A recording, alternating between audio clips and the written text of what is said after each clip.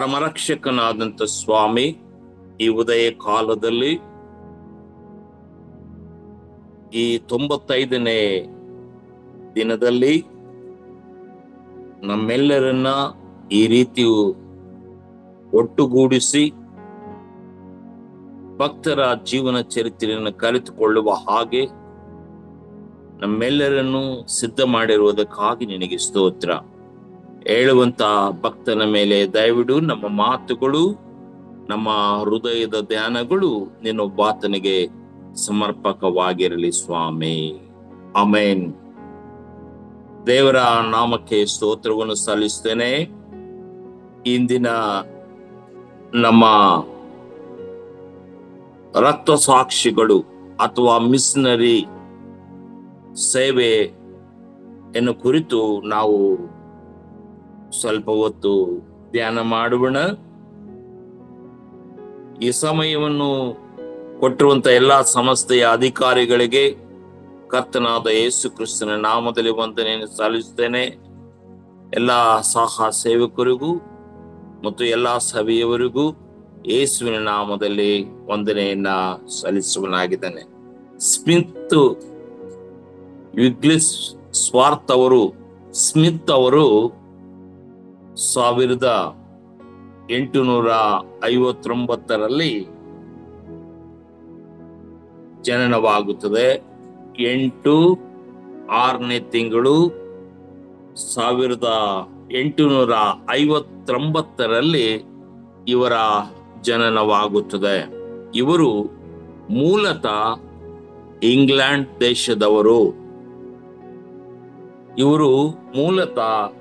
England ದೇಶದವರಾಗಿರುತ್ತಾರೆ. ಇವರು ಬಹಳ ಬಡ ಕುಟುಂಬಗಳಿಂದ ಜನಿಸಿದವರು. ಭಯಂಕರವಾದಂತಹ ಬಡತನದಿಂದ ಬಂದಂತ ಈ ಸ್ಮಿತ್ ಅಯ್ಯನವರ ಒಂದು ಜೀವನ ಚರಿತ್ರೆಯನ್ನ ನಾವು ತಿಳ್ಕೊಳ್ಳುವುದಕ್ಕೆ ಈ ದಿನದಲ್ಲಿ ದೇವರು ಸಹಾಯ ಮಾಡಿದಕ್ಕಾಗಿ ದೇವರಿಗೆ ಕೃತಜ್ಞತೆ ಸಲ್ಲಿಸೋಣ. ಈ ಸ್ಮಿತ್ ಅಯ್ಯನವರ ಇನ್ನೂ ಒಂದು ಹೆಸರು ನಂಬಿಕೆಯ ಅಪೊಸ್ತಲ ಎಂದು. ಈ ಸ್ಮಿತ್ ಅಯ್ಯನವರು ನಂಬಿಕೆಯ ಅಪೊಸ್ತಲ. ಆದ್ರೆ ಇವರ ನಂಬಿಕೆ ಏನಾಗಿತ್ತು ಅಂತ ಹೇಳಿದ್ರೆ, ಇವರು ಮಿಷನರಿಯಾಗಿ ಇವರು ಸೇವೆ ಮಾಡ್ತಾ ಇದ್ರು. ಇವರು ದಶಾಜ್ಞೆಗಳನ್ನ ಕಂಠಪಾಠ ಮಾಡಿಕೊಂಡು ಅದರಲ್ಲಿ ಒಂದು ಇವರನ್ನು ದೃಢವಾಗಿ ಇವರ ಹೃದಯವನ್ನ ಬದಲಾವಣೆ ಮಾಡಿದಂತ ಚಿಕ್ಕ ವಯಸ್ಸಿನಲ್ಲಿಯೇ ತಂದೆಯನ್ನು ಕಳ್ಕೊಂಡಂತ ವ್ಯಕ್ತಿ. ಮಾತ್ರವಲ್ಲದೆ ಅವರ ಅಜ್ಜಿಯ ಮೂಲಕವಾಗಿ ಬೆಳೆದಂತ ವ್ಯಕ್ತಿ ಸ್ಮಿತ್ ಅಯ್ಯನವರು. ದಯವಿಟ್ಟು ನಾವು ಧ್ಯಾನ ಮಾಡತಕ್ಕಂತ ವ್ಯಕ್ತಿ ಅವರು ಅಜ್ಜಿಯ ಮೂಲಕವಾಗಿ ಬೆಳೆದು ಅವರ ಅಜ್ಜಿ ಮೆಥೋಡಿಸ್ಟ್ ಸಭೆಗೆ ಈ ಸ್ಮಿತ್ ಅಯ್ಯನವರನ್ನ ಪರಿಚಯ ಮಾಡಿಕೊಡ್ತಾರೆ ಎಂಬುದಾಗಿ ನಮಗೆ ಚರಿತ್ರೆಯು ತಿಳಿಸಿಕೊಡುತ್ತದೆ. ಇವರು ಚಿಕ್ಕ ವಯಸ್ಸಿನಲ್ಲಿಯೇ ಯೇಸು ಸ್ವಾಮಿಯ ಬಗ್ಗೆ ವೈರಾಗ್ಯವುಳ್ಳವರು. ಚಿಕ್ಕ ವಯಸ್ಸಿನಲ್ಲಿಯೇ ಇವರು ಬಹಳ ಯೇಸು ಕ್ರಿಸ್ತನಲ್ಲಿ ವೈರಾಗ್ಯ ಉಳ್ಳವರು. ಇವರ ವೃತ್ತಿ ಏನಪ್ಪಾ ಅಂತ ಹೇಳಿದ್ರೆ, ಇವರು ವೈದ್ಯರಾಗಿದ್ದರು ಮತ್ತು ಕ್ರಿಸ್ತನ ಸುವಾರ್ತಿಕರಾಗಿದ್ದರು. ಇವರು ಡಾಕ್ಟರ್ ಆಗಿದ್ರು ಮತ್ತು ಬಿಡುವಿನ ಸಮಯದಲ್ಲಿ ಬಡವರ ಮಧ್ಯದಲ್ಲಿ, ಬುಡಕಟ್ಟಿನ ಜನಾಂಗಗಳ ಮಧ್ಯದಲ್ಲಿ ಇವರು ಯೇಸುವಿನ ಬಗ್ಗೆ ಸುವಾರ್ತೆಯನ್ನು ಸಾರುವುದಲ್ಲದೆ ಆರೋಗ್ಯವನ್ನ ಮಾಡ್ತಾ ಇದ್ರು, ಆರೋಗ್ಯವನ್ನ ನೋಡ್ತಾ ಇದ್ರು ಎಂಬುದಾಗಿ ನೋಡ್ತೇವೆ. ಆಮೇಲೆ ಇವರ ಆಧ್ಯಾತ್ಮಿಕ ಜೀವನ ಹೇಗಿತ್ತಪ್ಪ ಅಂತ ಹೇಳಿದ್ರೆ, ಇವರು ಯೌವನ ಪ್ರಾಯದಲ್ಲಿ 1882ರಲ್ಲಿ ಶಾಲ್ವೇಷನ್ ಆರ್ಮಿ ರಕ್ಷಣೆಯ ಸೈನಿಕ ಸಂಸ್ಥಾಪಕಿಯವರನ್ನ ಮದುವೆ ಆಗ್ತಾರೆ. ಶಾಲ್ವೇಷನ್ ಆರ್ಮಿ ಸಂಸ್ಥಾಪಕರವರು ಆ ಹೆಣ್ಣು ಮಗಳನ್ನ ಇವರು ಮದುವೆ ಆಗುವಂತದ್ದನ್ನ, ಅವರ ಹೆಸರು ಪಾಲಿ ಎಂಬುದಾಗಿ, ಅವರು ಮದುವೆ ಆಗುವುದನ್ನ ನೋಡುತ್ತೇವೆ. ಅವರು ಕೂಡ ಅಪಾಲಿ ಅಮ್ಮನವರು ಇವರನ್ನ ಸೇವೆಯಲ್ಲಿ ಪ್ರೋತ್ಸಾಹಿಸುವಂತ ವ್ಯಕ್ತಿಯಾಗಿರುತ್ತಾರೆ. ಗಂಡ ಹೆಂಡತಿ ಇಬ್ಬರು ಸೇರಿ ಇವರು ದೇವರ ಸೇವೆಗೆ ಅನೇಕ ಉಡುಗೊರೆಯನ್ನ ಅವರು ಕೊಡುವಂಥದ್ದನ್ನ ನಾವು ನೋಡ್ತಾ ಇದ್ದೇವೆ. ಇವರು ಪವಿತ್ರಾತ್ಮ ಭರಿತರಾಗಿದ್ರು. ಇವರು ಪವಿತ್ರಾತ್ಮದಲ್ಲಿ ಅನೇಕ ಶಕ್ತಿಯನ್ನ ಹೊಂದಿದವರಾಗಿದ್ದರು. ಮತ್ತು ಇವರು ಸ್ಮಿತ್ ಅಯ್ಯನವರು ಏನ್ ಮಾಡ್ತಾ ಇದ್ರು ಅಂತ ಹೇಳಿದ್ರೆ, ಪಬ್ಲಿಕ್ ಮೀಟಿಂಗ್ಸ್ ಮಾಡ್ತಾ ಇದ್ರು. ಅಂದ್ರೆ ಸಭಾಂಗಣ ಸುವಾರ್ತೆಯನ್ನ ಸಾರ್ತಾ ಇದ್ರು. ಈಗಾಗಲೇ ಅನೇಕ ಭಕ್ತರು ಮಾಡ್ತಾ ಇದ್ದಾರಲ್ವ, ಸ್ಟೇಜ್ ಹಾಕಿ. ಆ ರೀತಿಯಲ್ಲಿ ಇವರು ಕೂಡ ಮಾಡ್ತಾ ಇದ್ರು. ಸ್ಟೇಜ್ ಹಾಕಿ ಮಾಡಿದಲ್ಲದೆ, ಸ್ಟೇಜ್ ಮುಗಿದ ನಂತರ ಇವರು ಕೆಲವೊಂದು ಅದ್ಭುತ ಕಾರ್ಯಗಳನ್ನ ಮಾಡ್ತಾ ಇದ್ರು ಎಂಬುದಾಗಿ ಗುಣಶೇಖರ್ ಅಂಕಲ್ ಅವರು ಇವರ ಜೀವನ ಚರಿತ್ರೆಯನ್ನ ಪ್ರತ್ಯೇಕವಾಗಿ ತೆಗೆದುಕೊಂಡು ನಮಗೆ ಪ್ರೋತ್ಸಾಹಿಸುವುದಕ್ಕಾಗಿ ಇವರು ಸ್ಮಿತ್ ಅಯ್ಯನವರು ಏನ್ ಮಾಡ್ತಾ ಇದ್ರು ಅಂತ ಹೇಳಿದ್ರೆ, ಇವರು ಮೀಟಿಂಗ್ ಮುಗಿದ ನಂತರ ಅನೇಕ ಜನರಿಗೆ, ಆ ಪಬ್ಲಿಕ್ ಮೀಟಿಂಗ್ ಮುಗಿದ ನಂತರ ಅನೇಕ ಜನರಿಗೆ ತಲೆ ಮೇಲೆ ಕೈ ಇಟ್ಟು ಅವರು ಪ್ರಾರ್ಥಿಸ್ತಾ ಇದ್ರು. ಮತ್ತು ಇವರು ಡಾಕ್ಟರ್ ಆಗಿದ್ರು, ಮಾತ್ರವಲ್ಲದೆ ಪವಿತ್ರಾತ್ಮ ಶಕ್ತಿಯನ್ನು ಹೊಂದಿದಂತವರಾಗಿದ್ರು, ಮಾತ್ರವಲ್ಲದೆ ಅದ್ಭುತ ಕಾರ್ಯಗಳನ್ನು ಕೂಡ ಇವರು ಮಾಡ್ತಾ ಇದ್ರು ಎಂಬುದಾಗಿ ನಾವು ಚರಿತ್ರೆಯಲ್ಲಿ ನೋಡುವವರಾಗಿದ್ದೇವೆ. ಒಂದು ಸಾರಿ ಇವರು, ಒಬ್ಬ ವ್ಯಕ್ತಿ ಎರಡೂ ಕಾಲುಗಳಿಲ್ಲದೆ ಊರಿಗೆ ಹೋದ್ಮೇಲೆ, ಅಂದ್ರೆ ಆ ಸ್ಟ್ರೆಚರ್ಸ್, ಅದು ಕೈ ಹಿಡ್ಕೊಂತಾರಲ್ವಾ, ಕಾಲು ನಿಂತ್ಕೊಳ್ಳಕ್ ಆಗೋದಿಲ್ಲಲ್ಲ, ಅಂತ ವ್ಯಕ್ತಿಯ ಇವರು ನೋಡುತ್ತಿರುವಾಗ ಇವರು ಆ ಪವಿತ್ರಾತ್ಮನ ಶಕ್ತಿಯಿಂದ ಪ್ರಾರ್ಥನೆ ಮಾಡಿದ ಕೂಡಲೇ ಆ ಊರುಗಾಲುಗಳನ್ನು ಒಗೆದು ಆ ಸ್ಟೇಜ್ ಮೇಲೆ ಕುಣಿದಾಡುವಂತ ವ್ಯಕ್ತಿಯನ್ನ ಅವರು ನೋಡುತ್ತಾರೆ. ಅಂತ ಪವರ್ಫುಲ್ ವ್ಯಕ್ತಿಯಾದಂತವರು ಸ್ಮಿತ್ ಅಯ್ಯನವರು. ದಯವಿಟ್ಟು ತಿಳ್ಕೊಳ್ಳಿ, ಅವರು ಅದ್ಭುತ ಕ್ರಿಯೆಗಳನ್ನ ಮಾಡುವುದರಲ್ಲಿ ಮುಂದಿನ ಶಕ್ತಿಯನ್ನ ಹೊಂದಿದಂತವರು. ಅನೇಕ ಅದ್ಭುತ ಕಾರ್ಯಗಳನ್ನ ಅವರು ಮಾಡಿ ಅವರು ಜೀವನದಲ್ಲಿ ಯೇಸು ಕ್ರಿಸ್ತನನ್ನ ಅದ್ಭುತ ಕ್ರಿಯೆಗಳ ಮೂಲಕವಾಗಿ ಸುವಾರ್ತೆಯನ್ನ ಸಾರಿದಂತವರು ಎಂಬುದಾಗಿ, ಮತ್ತು ಅನೇಕ ರೋಗಿಗಳ ಮಧ್ಯದಲ್ಲಿ ಕೂಡ ಇವರು ಡಾಕ್ಟರ್ ಆಗಿರುವ ಕಾರಣ ಅನೇಕ ರೋಗಿಗಳ ಮಧ್ಯದಲ್ಲಿ ಕೂಡ ಇವರು ತಮ್ಮ ಸೇವೆಯನ್ನು ಮಾಡುವವರಾಗಿದ್ದರು ಎಂಬುದಾಗಿ ನೋಡುತ್ತೇವೆ. ಅದು ಮಾತ್ರವಲ್ಲದೆ ಅವರು ದೈವಿಕ ಉಡುಗೊರೆಯು ಹೇಗಿತ್ತು ಅಂತ ಹೇಳಿದ್ರೆ, ಕಾಡ್ಗಿಚ್ಚಿನಂತ, ಅಂದ್ರೆ ಒಂದು ಕಾಡಿಗೆ ಬೆಂಕಿ ಬಿದ್ರೆ ಯಾವ ರೀತಿಯಲ್ಲಿ ಹರಡುತ್ತದಲ್ಲ, ಈ ಪವಿತ್ರಾತ್ಮನ ಶಕ್ತಿ ಆ ರೀತಿಯಲ್ಲಿ ಇತ್ತಂತೆ. ಕಾಡ್ಗಿಚ್ಚಿನಂತೆ ಆ ಒಂದು ಪವರ್, ಆ ಒಂದು ಭಾಗ್ಯ ಈ ಅಯ್ಯನವರಿಗೆ ಕೊಟ್ಟಿದ್ರಂತೆ, ಸ್ಮಿತ್ ಅಯ್ಯನವರಿಗೆ ಕೊಟ್ಟಿದ್ರು ಎಂಬುದಾಗಿ ಚರಿತ್ರೆ ಭಾಗದಲ್ಲಿ ನಾವು ನೋಡುತ್ತೇವೆ. ಇವರು ಇಂಗ್ಲೆಂಡ್ ದೇಶದವರು ಆಗಿದ್ದರೂ ಕೂಡ ಅಮೆರಿಕ, ನ್ಯೂಜಿಲೆಂಡ್, ಸಿಲೋನ್, ಸ್ವೀಡನ್, ನಾರಿಯಾ, ಕೆಥೋಲಿನ್ ಜನರ ಮಧ್ಯದಲ್ಲಿ ದೇವರು ಗುಣಪಡಿಸುವ ಸ್ಪರ್ಶ, ಇವರು ಯಾವ ವ್ಯಕ್ತಿಯನ್ನು ಮುಟ್ತಾರೋ ಅವರ ವ್ಯಕ್ತಿಗೆ ಸಡನ್ಲೇ ಅಷ್ಟು ವಾಸಿ ಆಗಿಬಿಡ್ತತೆ. ಅವರ ಮೈಯಲ್ಲಿರ್ತಕ್ಕಂಥ ರೋಗಗಳೆಲ್ಲ ವಾಸಿ ಆಗ್ತಾ ಇದೆ. ಅನೇಕ ದೇಶಗಳನ್ನು ಸುತ್ತಿ ಇವರು ಸುವಾರ್ತೆಯನ್ನ ಸಾರಿದಂತ ವ್ಯಕ್ತಿಗಳು ಎಂಬುದಾಗಿ ನಾವು ಚರಿತ್ರೆಯಲ್ಲಿ ನೋಡುತ್ತೇವೆ. ಇವರು ಬಹಳ ಪ್ರಬಲ ವ್ಯಕ್ತಿ ಮತ್ತು ಹೆಚ್ಚಾಗಿ ವಿದ್ಯೆಯನ್ನು ಓದಿದಂತವರೇನಲ್ಲ, ಡಾಕ್ಟರ್ ಪದವಿ ಅಷ್ಟಕ್ಕಷ್ಟೇ ತಿಳ್ಕೊಂಡಂತ ವ್ಯಕ್ತಿ ಎಂಬುದಾಗಿ ನಾವು ನೋಡುತ್ತೇವೆ. ಪ್ರಿಯ ದೇವ್ರ ಮಕ್ಕಳೇ ಮಾತ್ರವಲ್ಲದೆ ಇವರಲ್ಲಿ ಹೆಚ್ಚಿನಲ್ಲಿ ದೇವರಲ್ಲಿ ಭಯಭಕ್ತಿ ಉಳ್ಳವರಾಗಿದ್ರು ಎಂಬುದಾಗಿ.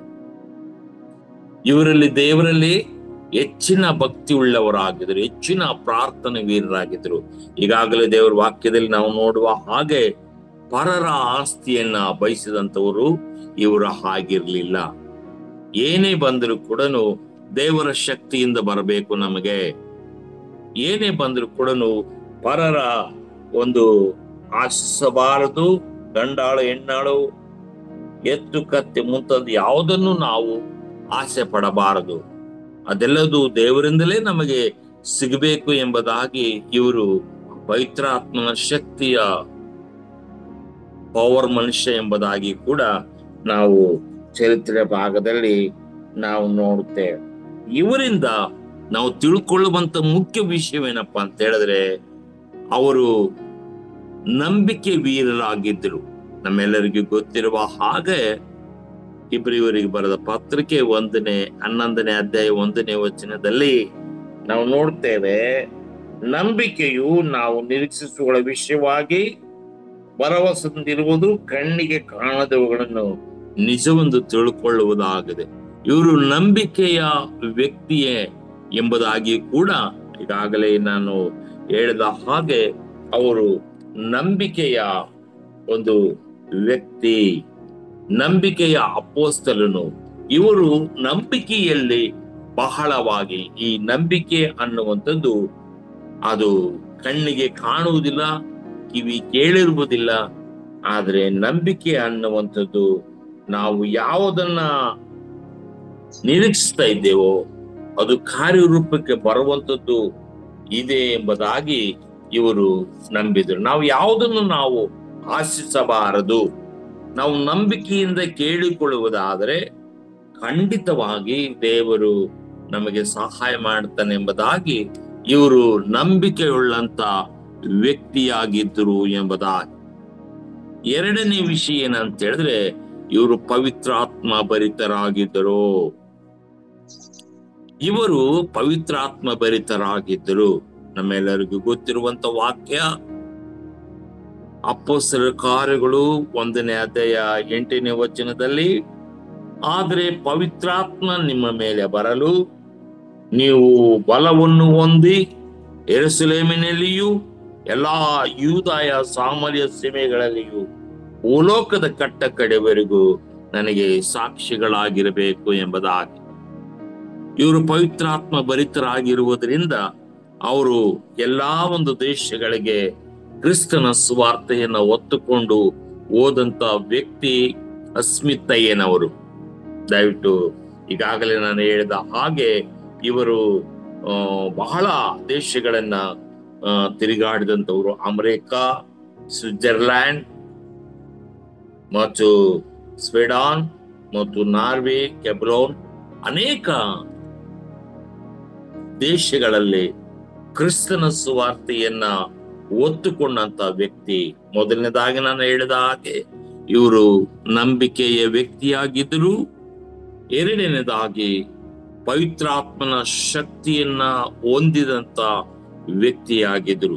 ಪವಿತ್ರಾತ್ಮ ಬಲವನ್ನ ಹೊಂದಿದಂತ ವ್ಯಕ್ತಿಯಾಗಿದ್ದು ಅನೇಕ ದೇಶಗಳಿಗೆ ಅವರು ಸಾಕ್ಷ್ಯ ಜೀವಿತವನ್ನ ಹಂಚಿಕೊಂಡರು ಎಂಬುದಾಗಿ ನಾವು ಚರಿತ್ರೆ ಭಾಗದಲ್ಲಿ ನಾವು ನೋಡುತ್ತೇವೆ. ನನಗಾಗಿ ಸಾಕ್ಷಿಗಳಾಗಿರಬೇಕು ಎಂಬುದಾಗಿ. ಇನ್ನು ಮೂರನೇದಾಗಿ ಅವರು ಪ್ರಾರ್ಥನಾ ವೀರರಾಗಿದ್ದರು. ಅವರು ಪ್ರಾರ್ಥನೆಯಲ್ಲಿ ಗಂಟಾನುಗಟ್ಲೆ ಪ್ರಾರ್ಥನೆ ಮಾಡುವಂತ ವ್ಯಕ್ತಿಯಾಗಿದ್ದರು ಸ್ಮಿತ್-ಅಯ್ಯನವರು. ಈ ಸ್ಮಿತ್-ಅಯ್ಯನವರು ಪ್ರಾರ್ಥನೆಯಲ್ಲಿ ಮತ್ತು ಆ ಪ್ರಾರ್ಥನೆಯಲ್ಲಿ ಹೆಚ್ಚಿನ ಒಂದು ಬಲವನ್ನ ಹೊಂದಿದಂತ ವ್ಯಕ್ತಿ ಯಾರಪ್ಪ ಅಂತ ಹೇಳಿದ್ರೆ ಸ್ಮಿತ್-ಅಯ್ಯನವರು. ಯಾವಾಗಲೂ ಪ್ರಾರ್ಥನೆ ಪ್ರಾರ್ಥನೆ ಪ್ರಾರ್ಥನೆ ಪ್ರಾರ್ಥನೆ ಎಂಬುದಾಗಿ ನಮ್ಮ ಗುಣಶೇಖರ್ ಅಂಕಲ್ ಅವರು ಯಾವಾಗಲೂ ಹೇಳುವಂತ ರೀತಿಯಲ್ಲಿ ನೀವು ಪ್ರಾರ್ಥನೆ ಮಾಡಿ, ಪ್ರಾರ್ಥಿಸಿರಿ. ಪ್ರಾರ್ಥನೆಯಿಂದ ಅದ್ಭುತಗಳು ನಡೀತವೆ, ಪ್ರಾರ್ಥನೆಯಿಂದ ಆಗಲಾರದಂತ ಕಾರ್ಯಗಳು ಆಗುತ್ತವೆ ಎಂಬುದಾಗಿ ಸ್ಮಿತ್-ಅಯ್ಯನವರ ಮೂಲಕವಾಗಿ ಮತ್ತು ನಮ್ಮ ಸಂಸ್ಥಾಪಕರಾಯ ಗುಣ ಅಂಕಲ್ ಅವರಿಂದ ನಾವು ಕಲಿತುಕೊಳ್ಳುವಂತ ಮುಖ್ಯ ಪಾಠ ಏನಪ್ಪಾ ಅಂತ ಹೇಳಿದ್ರೆ, ನಾವು ಪ್ರಾರ್ಥನಾ ವೀರರಾಗಬೇಕು ಎಂಬುದಾಗಿ. ನಮ್ಮಲ್ಲಿ ಪ್ರಾರ್ಥನೆ ಇಲ್ಲದೆ ಹೋದ್ರೆ ನಾವು ನಂಬಿಕೆ ಇಲ್ಲದವರಾಗಿರುತ್ತೇವೆ ಮತ್ತು ಪವಿತ್ರಾತ್ಮ ಭರಿತವರು ಇಲ್ಲದವರಾಗುತ್ತೇವೆ.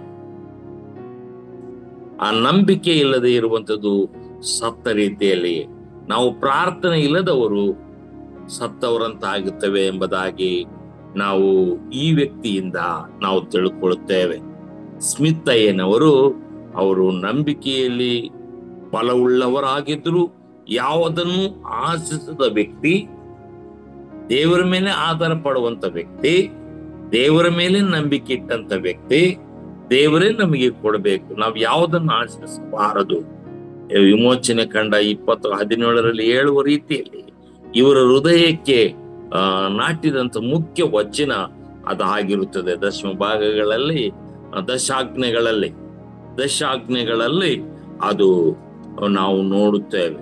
ಮತ್ತು ಎರಡನೇದಾಗಿ ಇವರು ಪವಿತ್ರಾತ್ಮ ಭರಿತರಾಗಿದ್ರು, ಮಾತ್ರವಲ್ಲದೆ ಧೈರ್ಯಶಾಲಿಯಾಗಿದ್ರು. ಇವರು ಯಾವುದಕ್ಕೆ ಅಂಜಿಕೊಳ್ತಾ ಇದ್ದಿಲ್ಲ.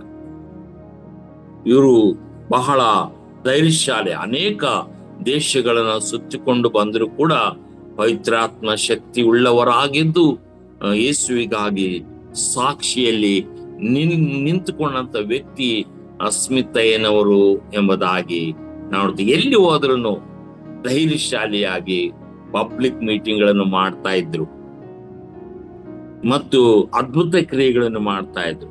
ಯಾರ ತೆರೆ ಮೇಲೆ ಕೈ ಇಟ್ರ ಅವರೆಲ್ಲ ಅವರ ಸ್ಪರ್ಶದಿಂದ ಅನೇಕರು ಬಿದ್ದು ಹೋಗ್ತಾ ಇದ್ರು ಎಂಬುದಾಗಿ ಕೂಡ ನಾವು ನೋಡ್ತೇವೆ. ಅಂತ ಪವರ್ಫುಲ್ ವ್ಯಕ್ತಿ ಯಾರಪ್ಪ ಅಂತ ಹೇಳಿದ್ರೆ ಸ್ಮಿತ್ ಅಯ್ಯನವರು. ಅಂತ ಇದೆಲ್ಲ ಯಾವುದಂತ ಹೇಳಿದ್ರೆ ಪವಿತ್ರಾತ್ಮನ ಶಕ್ತಿಯ ಬಲ, ಮಾತ್ರವಲ್ಲದೆ ಪ್ರಾರ್ಥನೆಯ ಬಲವೇ.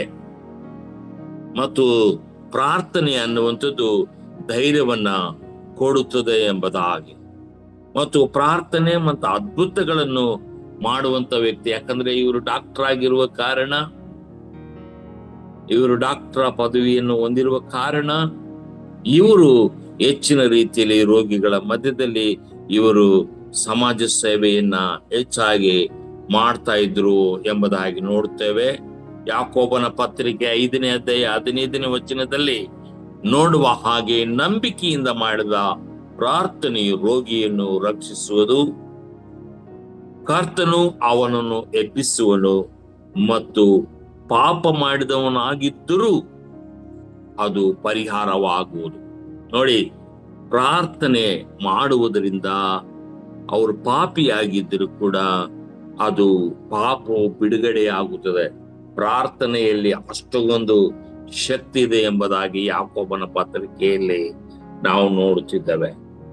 ಯಾಕೋಬನ ಪತ್ರಿಕೆಯಲ್ಲಿ ನಾವು ತಿಳ್ಕೊಳ್ಳುವಂತ ಮುಖ್ಯ ಪಾಠ ಏನಪ್ಪಾ ಅಂತ ಹೇಳಿದ್ರೆ, ನಾವು ಹೆಚ್ಚು ಪ್ರಾರ್ಥನಾ ವೀರರಾಗಿರಬೇಕು.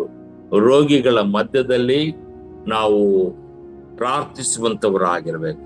ಅವಾಗ ಅದ್ಭುತ ಕಾರ್ಯಗಳು ದೇವರ ಮೂಲಕವಾಗಿ ನಡೆಯುತ್ತವೆ. ದೇವರ ಮೂಲಕವಾಗಿ ಆ ಅದ್ಭುತ ಕಾರ್ಯಗಳು ನಡೆಯುತ್ತವೆ ಎಂಬುದಾಗಿ ಮಾತ್ರವಲ್ಲದೆ ಸ್ವರ್ಗೀಯ ತಂದೆಯೇ ಅವರು ಪ್ರಾರ್ಥನಾ ವೀರರಾಗಿರುವುದರಿಂದ ಅವರು ಜೀವನಕ್ಕಾಗಿ ನಿಮಗೆ ವಂದನೆ ಸಲ್ಲಿಸ್ತೇವಪ್ಪ. ಅವರ ಅಚಲ ನಂಬಿಕೆ ನಮ್ಮ ನಂಬಿಕೆ ಆಗ್ಲಿಕ್ಕೆ ಆಗುವಂತೆ ನಾವು ಕೂಡ ಪ್ರಾರ್ಥನಾ ವೀರರಾಗಿ ಲೆಕ್ಕವಿಲ್ಲದಷ್ಟು ಜೀವನವನ್ನ ಮತ್ತು ವಾಗ್ದಾನಗಳಲ್ಲಿ ನಂಬಿಕೆ ಉಳ್ಳವರಾಗಿ ಅವರು ಜೀವಿಸ್ತಾ ಇದ್ರು ಎಂಬುದಾಗಿ ಆತ್ಮವಿಶ್ವಾಸದಿಂದ ಸತ್ಯವೇದವನ್ನ ಹೆಚ್ಚಿನ ರೀತಿಯಲ್ಲಿ ಓದುವಂತ ವ್ಯಕ್ತಿ ಸ್ಮಿತ್ ಅಯ್ಯನವರು ಎಂಬುದಾಗಿ ನೋಡುತ್ತೇವೆ. ಸ್ಮಿತ್ ಅಯ್ಯನವರು ದಯವಿಟ್ಟು ತಿಳ್ಕೊಳ್ಳಿ, ಅವರ ಜೀವನದಿಂದ ಅವರು ನಂಬಿಕೆ ಉಳ್ಳವರಾಗಿದ್ರು, ಅವರು ಪ್ರಾರ್ಥನಾ ಭರಿತರಾಗಿದ್ರು ಮತ್ತು ಅವರು ಪವಿತ್ರಾತ್ಮ ಶಕ್ತಿಯನ್ನ ಹೊಂದಿಕೊಂಡವರಾಗಿದ್ರು ಎಂಬುದಾಗಿ ನಾವು ನೋಡ್ತೇವೆ. ಮಾತ್ರವಲ್ಲದೆ ಇವರು 12/3 ಮಾರ್ಚ್ 1947ರಲ್ಲಿ ಅವರು ನಿಧನರಾದರು, ಕರ್ತನಲ್ಲಿ ನಿದ್ರೆ ಹೋದರು ಎಂಬುದಾಗಿ ಚರಿತ್ರೆ ಹೇಳುತ್ತದೆ. 12ನೇ ತಾರೀಕು 3ನೇ ತಿಂಗಳು 1947ರಲ್ಲಿ ಸ್ವಾಭಾವಿಕವಾದ ಮರಣವನ್ನು ಹೊಂದಿದ್ರು ಎಂಬುದಾಗಿ ಚರಿತ್ರೆಯಲ್ಲಿ ನಾವು ನೋಡುತ್ತೇವೆ. ಇವರಿಂದ ನಾವು ತಿಳ್ಕೊಳ್ಳುವಂತ ಮುಖ್ಯ ಪಾಠ ಏನಪ್ಪಾ ಅಂತ ಹೇಳಿದ್ರೆ, ನಾವು ನಂಬಿಕೆ ಉಳ್ಳವರಾಗಿ ಜೀವಿಸಬೇಕು, ಪವಿತ್ರಾತ್ಮ ಭರಿತರಾಗಿರಬೇಕು ಮತ್ತು ಪ್ರಾರ್ಥನಾ ವೀರರಾಗಿರಬೇಕು.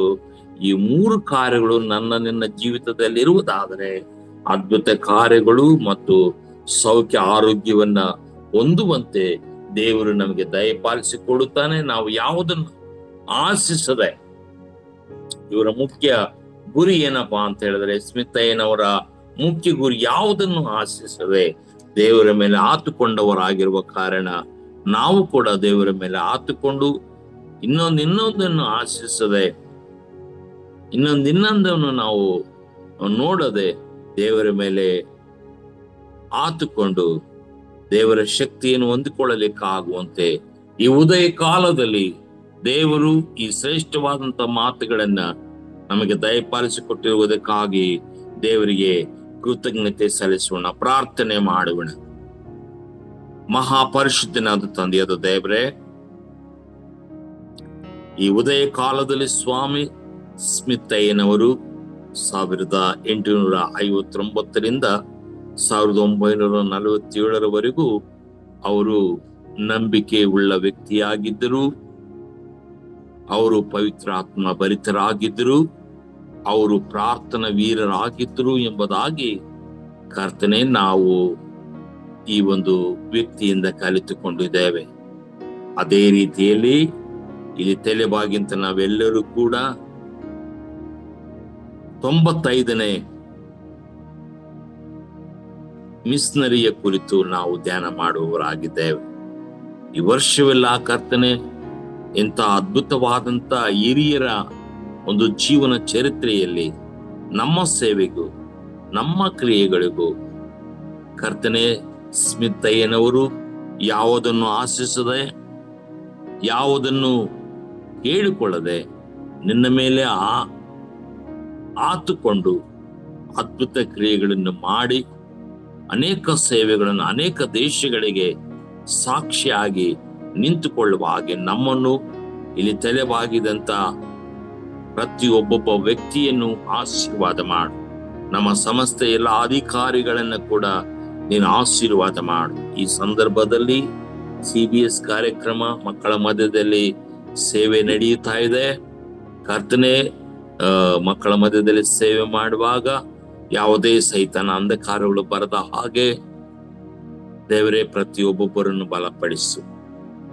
ಇದಕ್ಕೆ ಪ್ರಯಾಸ ಪಟ್ಟಂತ ಇದರಲ್ಲಿ ಅನುಭವವುಳ್ಳಂತ ಪ್ರತಿಯೊಬ್ಬೊಬ್ಬರು ಕರ್ತನೆ ಮಾಡಲಿಕ್ಕಾಗುವಂತ ಅನೇಕ ಭಾಷೆಗಳನ್ನು ಉಪಯೋಗ ಮಾಡಿಕೊಂಡು ದೇವರೇ CBS ಕಾರ್ಯಕ್ರಮದಲ್ಲಿ ಅದಕ್ಕೆ ಪ್ರಯಾಸ ಪಟ್ಟಂತ ಅದು ಬುಕ್ಸು ಪ್ರತಿಯೊಂದೊಂದು ರೀತಿಯಲ್ಲಿ ಸಹಾಯ ಮಾಡುತ್ತಿರುವುದಕ್ಕಾಗಿ ನಿನಗೆ ಸ್ತೋತ್ರ. ದೇವರೇ, ನಮ್ಮ ಸೇವೆಯನ್ನು ನಿನ್ನ ಪಾದಪೀಠದಲ್ಲಿ ಒಪ್ಪಿಸಿಕೊಡುತ್ತೇವೆ. ಮಾತ್ರವಲ್ಲ ಕರ್ತನೆ, ಅನೇಕ ಸ್ಥಳಗಳಲ್ಲಿ ಚರ್ಚ್ ಕಟ್ತಾ ಇದ್ದಾರೆ. ಚರ್ಚ್ ಕಟ್ಟುವಿಕೆ ಬೇಕಂತ ಹಣದ ಸಹಾಯವನ್ನು ದಯಪಾಲಿಸಿಕೊಡು. ಮಾತ್ರವಲ್ಲದ ಕರ್ತನೆ, ನಮ್ಮ ನಿರ್ದೇಶಕರನ್ನು ಆಶೀರ್ವಾದ ಮಾಡು. ಪ್ರತಿಯೊಬ್ಬೊಬ್ಬರಿಗೆ ಒಳ್ಳೆ ಆರೋಗ್ಯ ಬಲವನ್ನು ಕೊಟ್ಟು ಕಾಪಾಡು. ಅನೇಕ ದೇವರ ಸೇವಕರನ್ನು ಕೂಡ ನೀನು ಸಹಾಯ ಮಾಡು. ಅವರಿಗೆ ಒಳ್ಳೆ ಆರೋಗ್ಯವನ್ನ ಬಲವನ್ನು ಕೊಟ್ಟು ಕಾಪಾಡು.